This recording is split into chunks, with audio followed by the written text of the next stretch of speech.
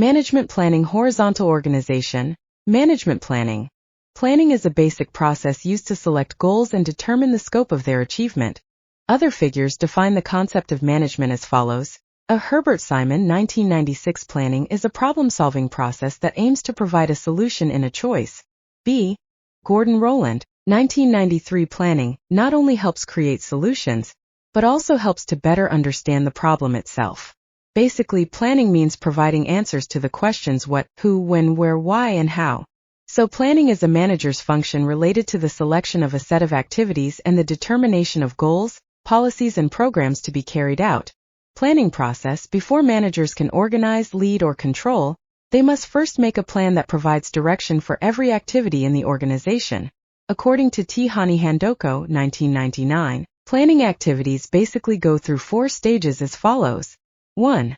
Setting goals or a series of goals. 2. Formulating the current situation. 3. Identifying all conveniences and obstacles. 4. Developing a plan or series of activities to achieve goals. Reasons for the need for planning. There are 2 basic reasons for the need for planning. 1. To achieve protective benefits, resulting from reducing the possibility of errors in decision-making. 2. To achieve positive benefits, in the form of increased success in achieving organizational goals. Some of the benefits of planning are: 1. Helping management to adapt to environmental changes. 2. Allowing managers to understand the overall picture of operations more clearly. 3. Helping to place responsibilities more precisely. 4. Providing a way to give orders to operate. 5. Facilitates coordination between various parts of the organization. 6. Making goals more specific, detailed, and easier to understand. 7. Minimizing uncertain work. 8. Saving time, effort, and funds. Some of the weaknesses of planning are: 1. The work covered in the planning may be excessive in its real contribution. 2. Planning tends to delay activities. 3. Planning may be too restrictive for management to take the initiative and innovate, for sometimes the best results are obtained by handling each problem when the problem occurs. 5. There are several plans that are followed in inconsistent ways. The relationship between planning and other functions. Organizing is planning to show how and estimates how to organize organizational resources to achieve the highest effectiveness. Directing is planning to determine the best combination of resources needed to direct, influence, and motivate employees. Controlling is planning and supervision that are closely related. Supervision acts as a criterion for assessing the implementation of work against the plan. Planning objectives. 1. To provide direction for both managers and non-managerial employees. 2. To reduce uncertainty. 3. To minimize waste. 4. To set goals and standards used in subsequent functions. Benefits of planning. 1. Implementation and supervision standards. 2. Selection of various best alternatives. 3. Preparation of priority scales, both targets and activities. 4. Saving the use of organizational resources. 5. Helping managers adapt to environmental changes. 6. Tools to facilitate coordination with related parties. 7. Tools to minimize uncertain work. Principles of planning. Arthur Harold Kuntz, and Cyril O'Donnell in the book Principles of Management put forward the following principles of planning. The principle of helping to achieve goals. Principle of contribution to objective.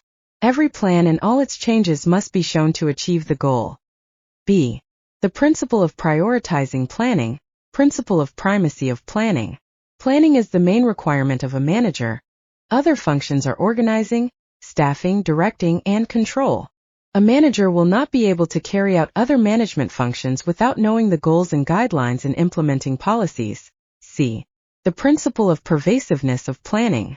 Although the management function is equally important both in terms of provisions and implementation, it must be remembered that the principle of pervasiveness of planning plays an important role, considering that high-level managers do a lot of planning and are responsible for the success of the plan.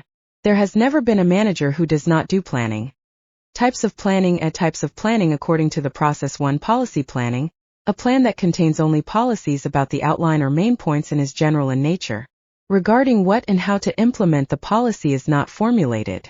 An example is in the GBHN. 2. Program planning is a detail and explanation of policy planning. 3. Operational planning. Work planning, namely a plan that contains technical matters such as how to carry out tasks in order to successfully achieve higher goals.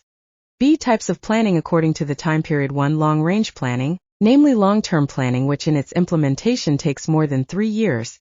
2. Intermediate planning, namely medium-term planning whose implementation takes between 1 and 3 years. 3. Short-range planning, namely short-term planning whose implementation takes less than 1 year.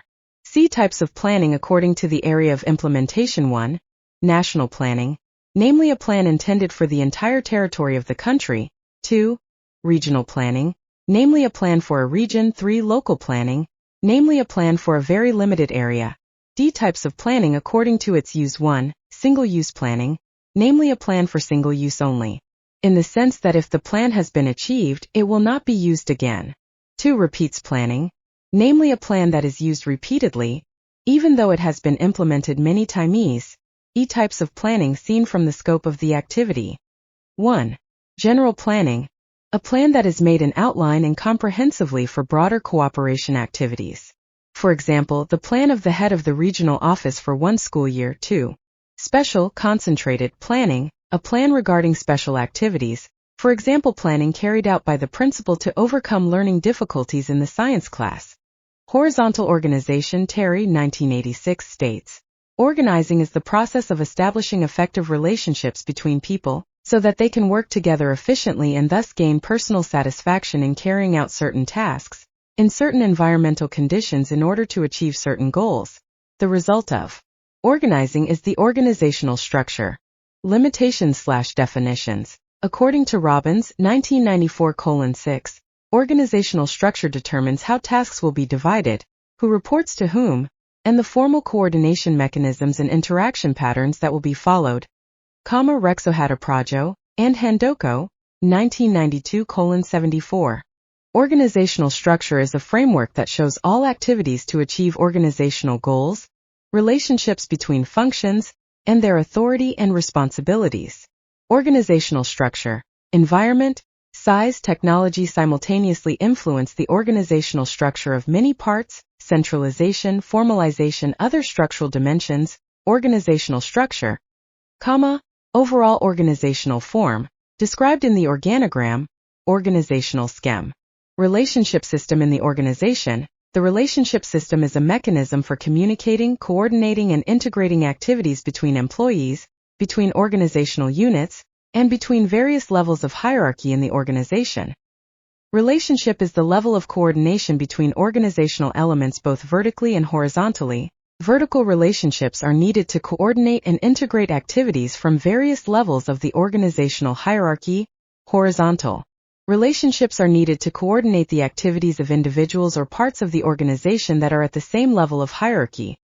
Organizational structure. Basic components. For basic components of organizational structure, division of tasks, responsibilities, to individuals, sections, official reporting relationships, hierarchy, span of control, grouping individuals into organizational sections, relationship systems, communication, coordination, integration, vertical and horizontal.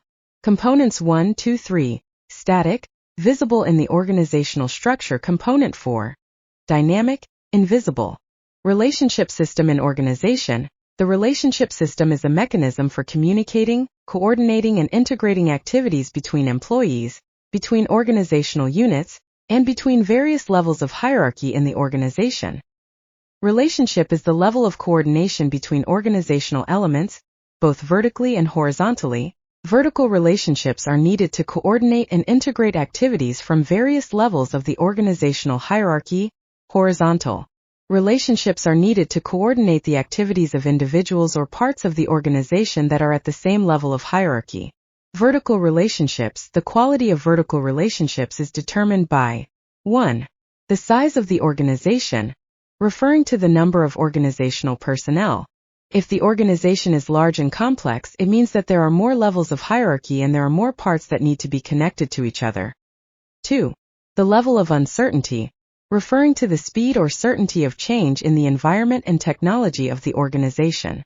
If the level of uncertainty is high enough, changes at the top or the bottom of the organization occur more often.